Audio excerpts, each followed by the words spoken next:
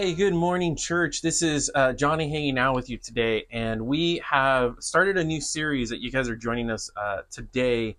That series is going to walk into basically Discipleship 101. Now, I want to pause there and kind of go into the why are we going into this series? And the series, honestly, for those of you who may or may not know the language that we'll be using, one being spiritual disciplines.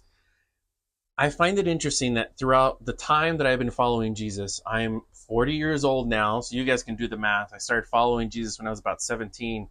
I enjoyed every aspect of, going to church, being part of youth group, eventually being part of the leadership within our own church, and then going out, graduating high school, knowing that God had called me to be a pastor. Like, where do I do that? So went to college, then went to another church and started ministering there, and on the journey went. All that being said, there were a lot of aspects of church that I was running into that I found myself just kind of bothered and really just at even points in my own journey, and again, just being transparent with you, getting extremely upset. And I kind of wrestled with it, went through it, and through the process came to find out what was the biggest issue. And for me, and the experience that I think several people, especially those of you who are deconstructionists, so those who have taken the Christian faith, pulled it apart, may not fully know how to put it back together, but just kind of asking the question, like, there's a disconnect between what I read in scripture, the description of the life of Jesus, and then ultimately what I'm seeing in church culture today. And I can only speak for the Church of the West. So this is, obviously I live within the U.S. This is the American church culture that I live around. And there was some sort of like heartburn that it would cause me of like, there's some sort of disconnect. And the disconnect, after years and years of asking the question, Jesus, what is it? Like, I can't fully vocalize or put my finger on it. The answer was discipleship. And I even want to take another step and say, can we change that language to a different language? And it's not changing the word disciple within the Bible. I don't want to do that. Rather, I don't want to translate the word disciple the way that we've translated today, because of the fact that it's lost its meaning. For someone to say, like, I'm a disciple of Jesus, nowadays it feels more like I'm just a believer, meaning I believe the right things about Jesus and move on. That isn't at all what you read within the scriptures, which is what I want to draw your attention to today. The word that I would rather translate disciple into the English would be apprentice. Now, the reason why I say that is because now your brain has gone in a separate direction. Now you've thought to yourself, oh, an apprentice that's a different concept. Somebody's trying to learn some sort of, ability, some sort of skill, maybe some sort of art. And it's I'm putting myself in the position, or I'm putting myself in school, or maybe I have found someone who has the skills that I would like to emulate, and I'm now learning from them, like one-on-one, learning whatever it is that I got to learn, practicing whatever it is that I got to practice, putting in the hours that I need to put in order to become either professional, a pro at whatever it is that I'm doing. And now you guys get this concept of like, oh, well, that's intentionality. Like, that's a goal. That's a thank you. Okay, good job. That's why I don't like the word disciple, because nowadays it's lost its meaning completely. Versus when Jesus was on the earth and what he was teaching his apprentices was, follow me as your rabbi. I am going to teach you, show you, exemplify, and bring you into the kingdom by means of parables, by means of teaching, by means of just observing. And in that process, we have learned that the disciples learned how to live a lifestyle. And that word lifestyle is very much within the scriptures. If you guys read the four gospels, Matthew, Mark, Luke, and John, each one of them describes this new thing, which eventually is seen in the book of Acts, called the way. Now, the way was written with a capital W. And the reason why it was called the way was because it was a form of life. It wasn't just something you believed. Believing was, just a portion of it. It had to do with your living in and out, daily, mundane. I mean, it was from the fancy supernatural to the boring, natural. All of that, though, encompassed itself within the kingdom of which Jesus was the center. And then all of life kind of found its foundation and its definition from Christ. I don't see that today. So what I want to do within just a few, we're going to do this in little bubbles, if you will. We're going to do this for 4 weeks, and then later on, we're going to revisit some other spiritual disciplines.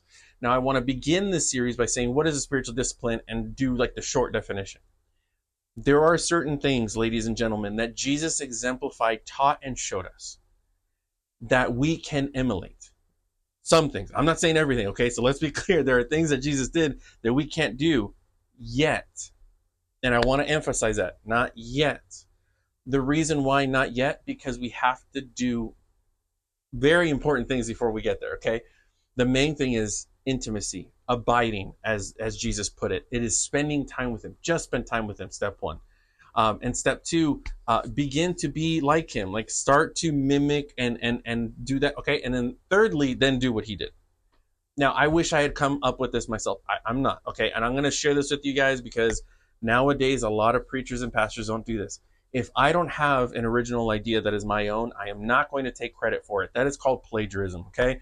So first and foremost, for those of you who have plagiarized other people's ideas, please stop. Secondly, I'm more than happy to tell you that there are far smarter people out there, or maybe that have taken their journey with Jesus just a few steps ahead of me, and I glean from them. So one of the main ones is John Mark Comer, which came up with this. We need to go back to being an apprentice of Jesus.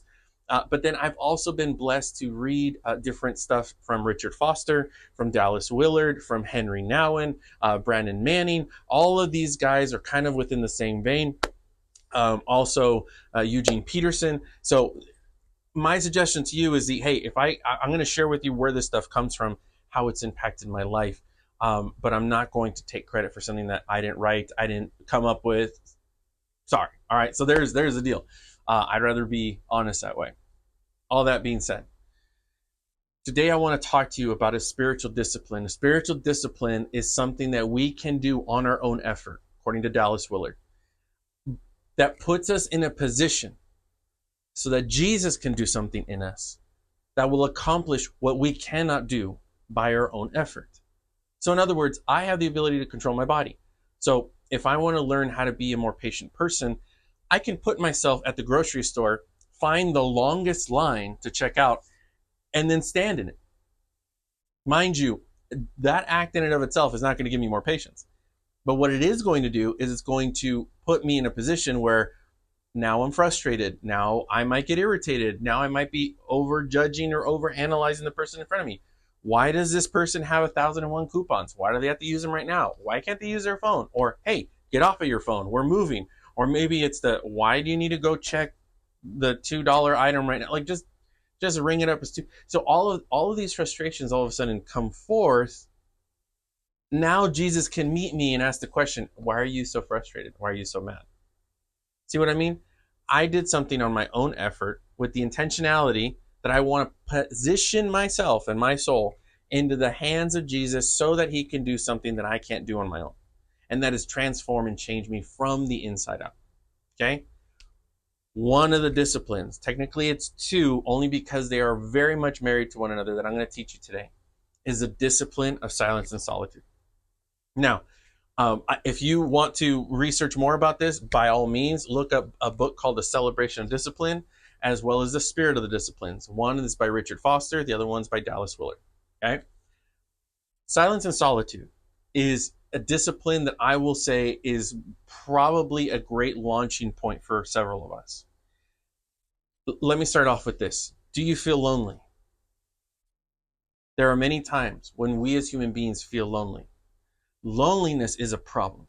And the reason why I say it's a problem is because loneliness can lead to depression. It can lead to a little too much self-thought. It can lead to anger, frustration. It can lead to anxiety. It can lead to a lot of issues. So how do we get rid of loneliness? Well, there's a difference between loneliness and solitude. Solitude is the idea that I am actually not alone. I can physically be alone. And for that matter, I could not physically be alone. It's the simple concept that I am not by myself. I never have been, I never will be. Therefore, loneliness goes away. Solitude takes its place. And what is the point of solitude? It is to become an abiding tent, a tabernacle, a sanctuary, a walking sanctuary where God is constantly present with me and I'm constantly present with him. Now, solitude does a whole lot more than just that. It brings us inner shalom, and then we also become an unanxious presence, to quote another author. It's the what you guys will notice in the life of Jesus is one, he was never bothered. He was never interruptible. He was never, hey, I can't do that because I got to go. No, it was this like, okay, no, it's fine. Like, what do you need? Because I am going to go do something, but that is still under my control. So what's going on here, right? And he was never anxious. He was never, freaking out. No, no, no. He was always calm, even in a storm. How do we become a walking sanctuary? We have to have the spiritual discipline of solitude. So what does solitude look like? Solitude can be a sense of retreat, but not a sense of being alone or loneliness. Rather, we see this behavior within Jesus, which is why I'm saying we need to become apprentices of Jesus. We need to learn by the example of what he did, how we have our spirit formed into the likeness of Christ. He showed us, folks. So we have the blueprint. So I want to draw your attention to a few scriptures, okay? So as we look at these scriptures, we're going to look at some examples of what Jesus did. According to Matthew chapter 4, right? So 40 days he spent in the desert alone. Why? Because he was about to launch into ministry, but instead of just launching into it, he decided to retreat. Notice the solitude. He's by himself in the desert. According to Luke chapter 6, right before he picks the 12 disciples, what does he do? He retreats and spends time with the Father so as to engage in picking the 12 disciples. Notice, retreat, engagement, retreat, engagement. Matthew chapter 14 tells us that he decided to retreat himself into a boat so as to be alone with the Father for a moment. Again, it's this whole ebb and flow. According to Matthew 14 again, after feeding 5,000 people, what did he do? He retreated.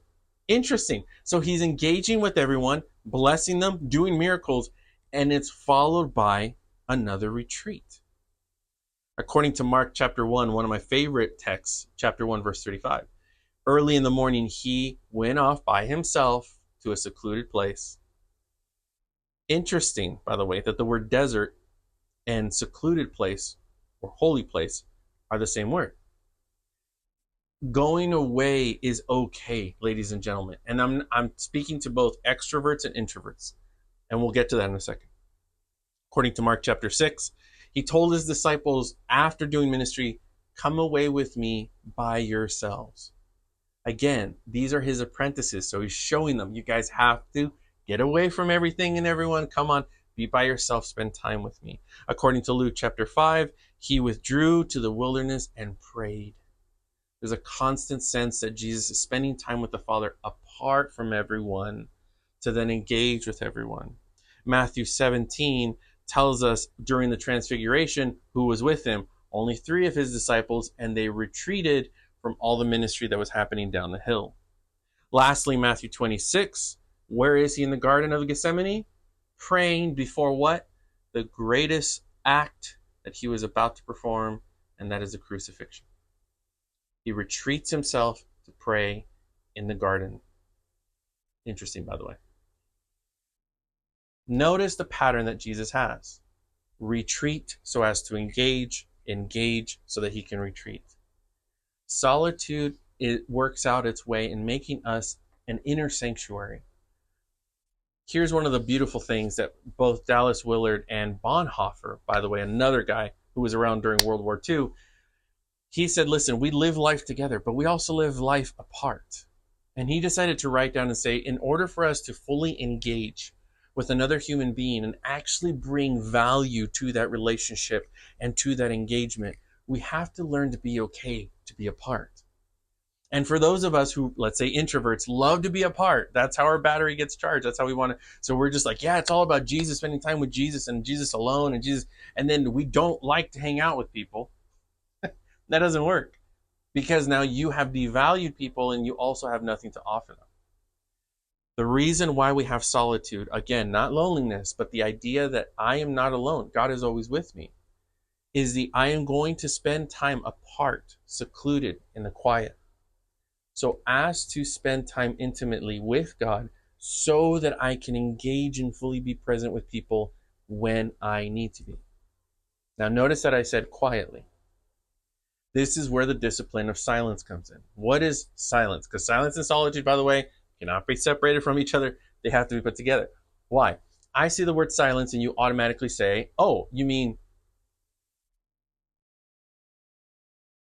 sort of. Not notice it automatically went into I'm going to stop talking. No. You can talk and still have silence. You can be in a crowd, still have silence. Silence is less about not talking or surrounding yourself with noise and more about listening. In the world that we live today, we live in a constant state of noise. And the reason being, several reasons, but mainly fear. The reason why we fill this area with noise is because we're too scared to deal with the voices and the feelings and the things that will surface when everything goes dark and when everything is quiet. This is why so often we have headphones in, whether we're not listening to stuff or listening to stuff. This is why we constantly have music on or multitasking. I'm looking at my phone and watching TV, or we can't just sit in a quiet room for too long unless I'm reading a book. Then again, I'm still feeling the noise even though I'm reading a book. So on and on the thing goes. We just want to fill the noise. Why? Because of fear.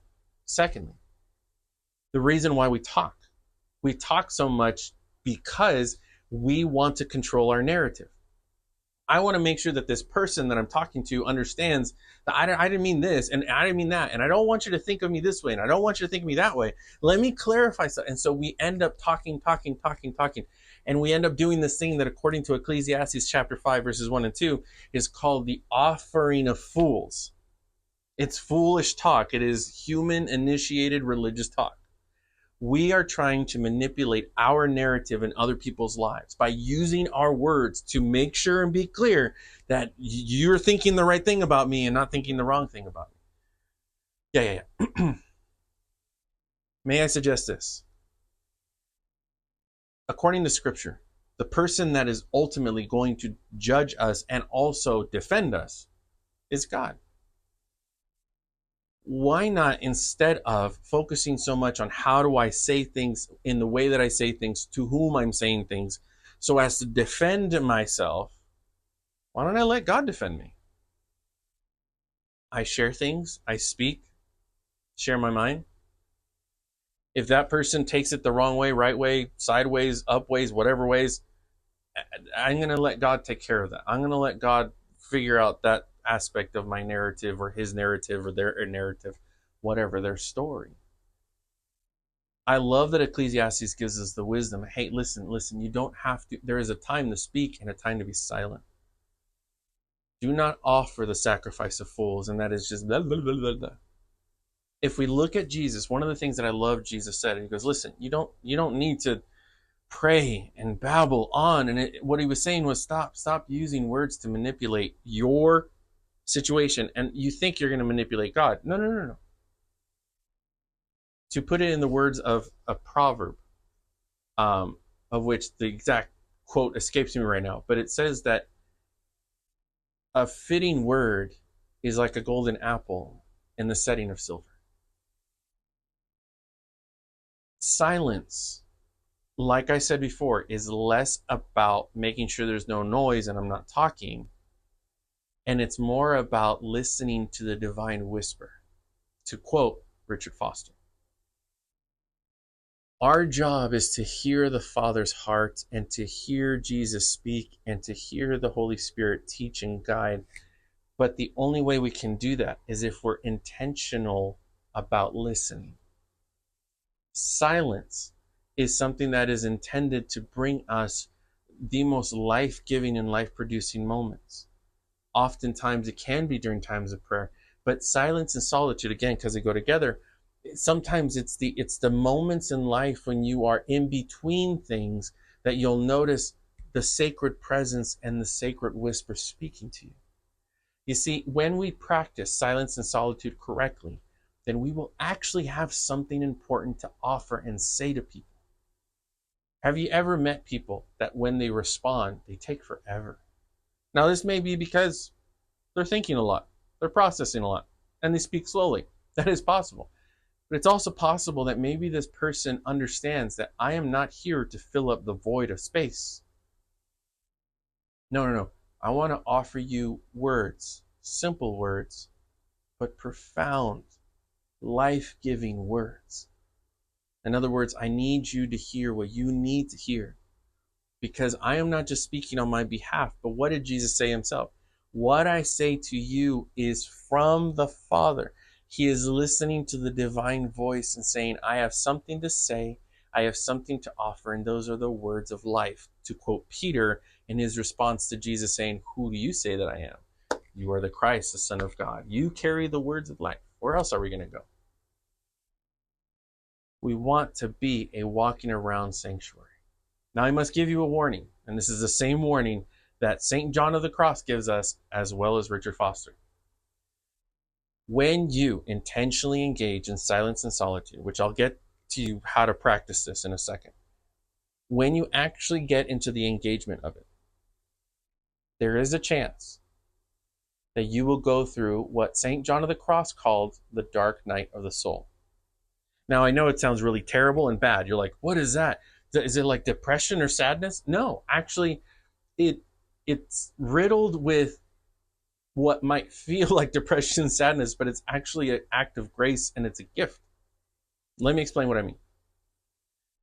When you finally enter silence, when you finally enter that shalom peace of solitude,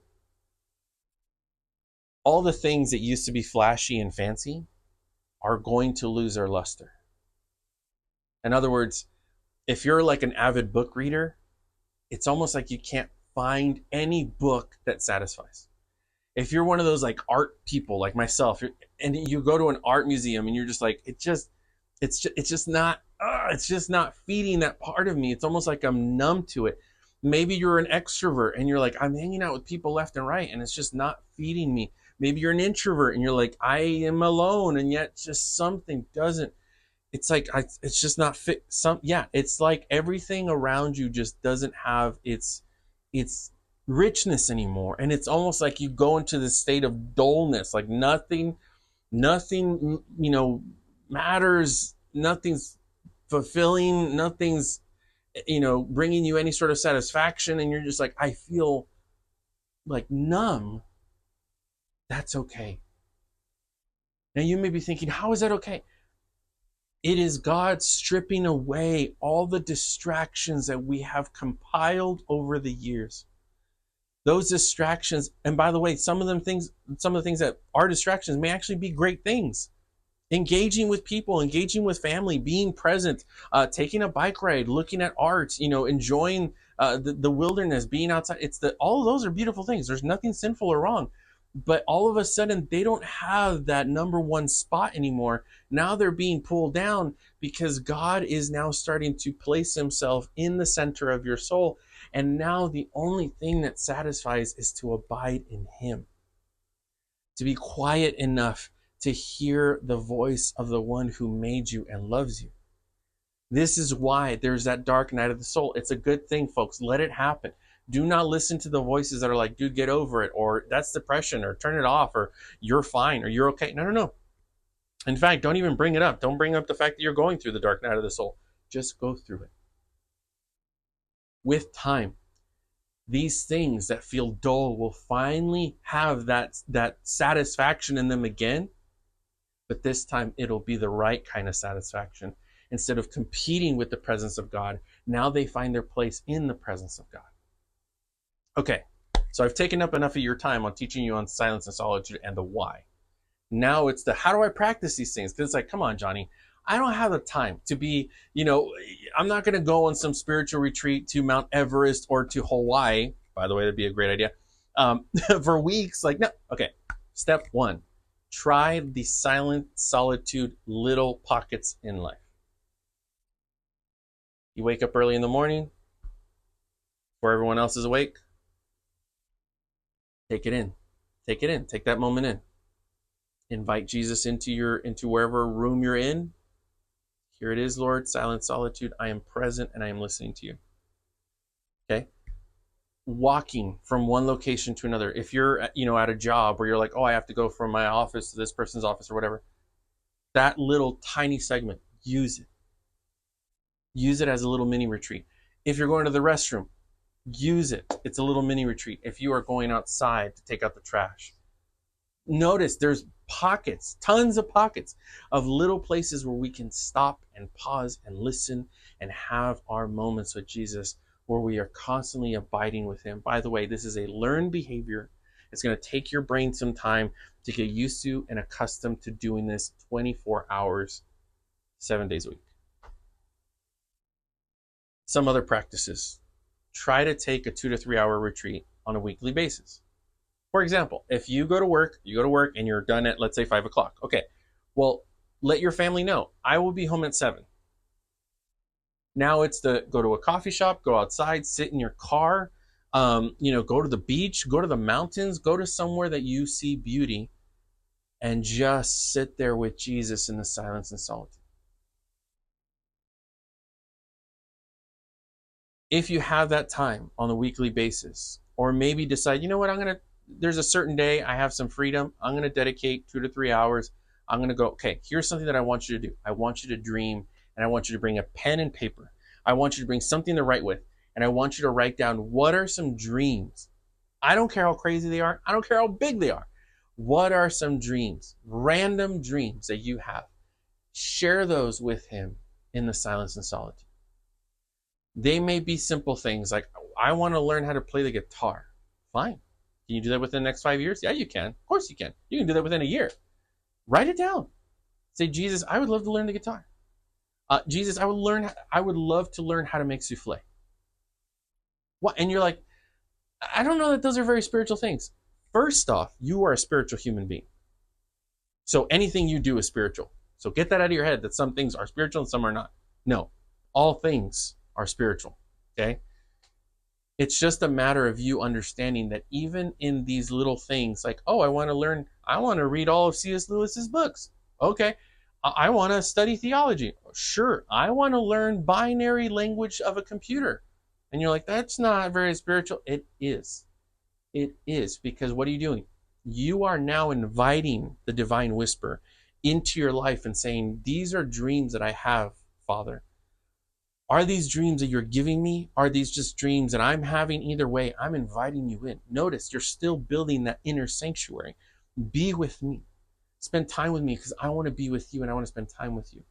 I don't know of any good dad that says to their kids, what do you want to be when you grow up? And they say, oh, an astronaut. And you're like, that's dumb. You'll never become that. Come on, kiddo.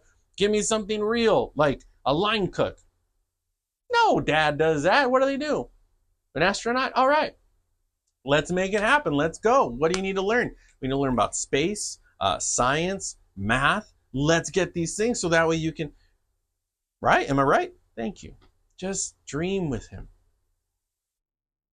1 year plan, a week plan, 5-year plan. God, what dreams are you putting within me?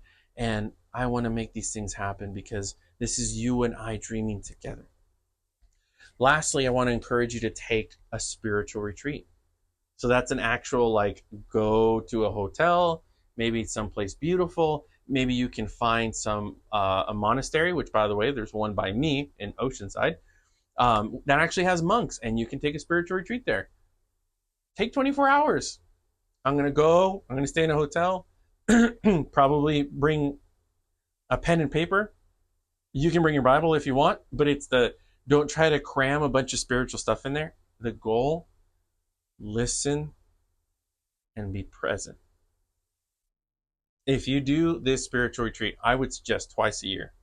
Trust me. What it's going to do to you is you are going to find yourself doing the very thing Jesus did and following Jesus in the pattern of, I retreat to spend time with you so that, Jesus, I actually have something to say to the human beings that you have surrounded me with. I want to offer life producing, words. I don't need to speak all the time. I don't need to fill in the space. I don't need to defend myself. I don't need to. No, I want to be that guy that just brings one or two words to the table, but they're profound and life giving, drawing people's attention to you, Jesus, so that they'll fall in love with you even more, just as I do. Grace and peace be with you. Take this information, study it, go into the scriptures, look at the example of Jesus, look into the Old Testament, look into the Psalms and Proverbs about silence and solitude, and follow suit and say, okay, how would my life be so different a year from now if I started to follow Jesus in silence and solitude? All right? God bless you all. This is literally the way. We'll see you guys next Sunday.